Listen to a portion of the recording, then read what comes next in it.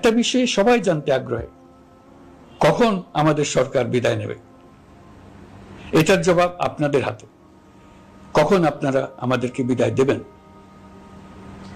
আমরা কেউ দেশ শাসনের মানুষ নই। আমাদের নিজ নিজ পেশায় আমরা আনন্দ পাই। দেশের সংকটকালে ছাত্রদের আহ্বানে আমরা এই দায়িত্ব গ্রহণ করেছি।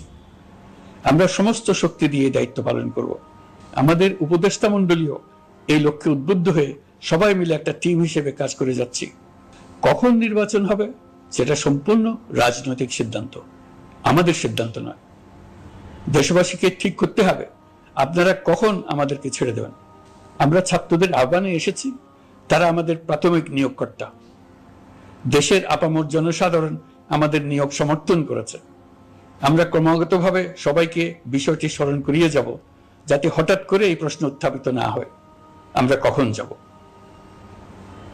তারা যখনই বলবে আমরা চলে যাব। আমরা সংস্কারের অংশ হিসেবে নির্বাচন কমিশনকেও সংস্কার করব।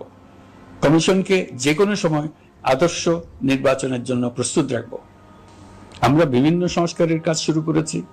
দেশবাসীকে অনুরোধ করব একটা আলোচনা শুরু করতে।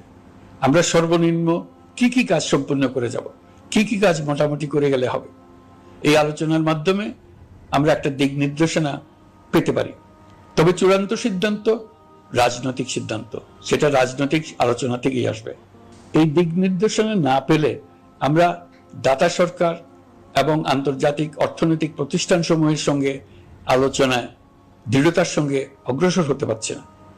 আমি নিশ্চয়তা দিচ্ছি, আমরা আমাদের পক্ষ থেকে মেয়াদ বৃদ্ধির কোনো প্রশ্ন তুলব না।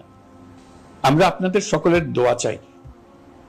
যে কদিন আছি সেই সময়টুকু উপদেষ্টা মণ্ডলীর প্রত্যেকে নিজ নিজ সাধ্যমতো দেশের এই সংকটকালে সংকট উত্তরণে যেন নিজ নিজ মেধা সাধ্যমতো কাজে লাগাতে পারে।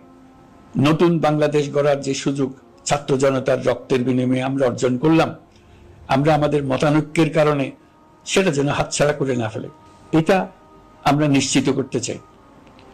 এই সুযোগ এবার হারিয়ে ফেললে আমরা জাতি হিসেবে পরাজিত হয়ে যাব।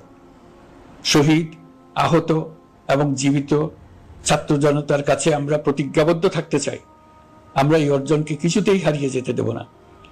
যে সুযোগ তারা আমাদেরকে দিয়েছে তার মাধ্যমে আমাদের দেশকে পৃথিবীর একটি শ্রদ্ধেয়, সকল দিকে দৃষ্টান্ত স্থাপনকারী দেশে পরিণত করতে আমরা শপথ নিয়েছি। সবশেষে আবারও আমাদের দেশের সকল মানুষ, শিশু, কিশোর কিশোরী, তরুণ তরুণী, বয়স্ক, বৃদ্ধ, নারী, পুরুষ সবার কাছে দোয়া চাইছি যেন আমরা আমাদের সকলের স্বপ্ন বাস্তবায়নে সফল হই। আল্লাহ আমাদের সহায় হন।